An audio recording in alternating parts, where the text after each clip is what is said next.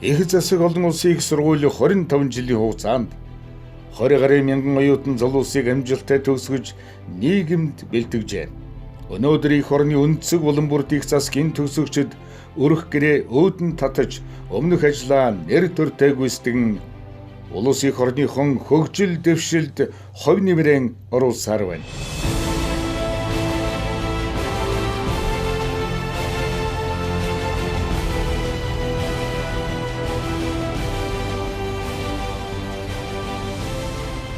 Их засаг олон улсын их сургууль бол оюутны бүтээлч байдал, судалгаа шинжилгээнд суурилсан олон улсын сургалтын стандарт хөтөлбөрийг нэвтрүүлж чаддгаараа онцлог гэж би боддог.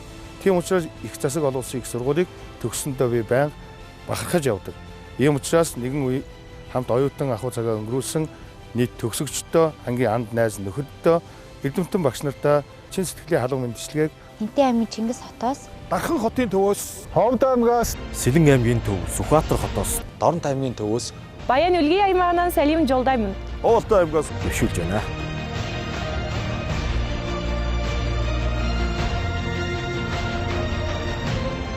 Их засаг олон улсын их сургууль 25 жил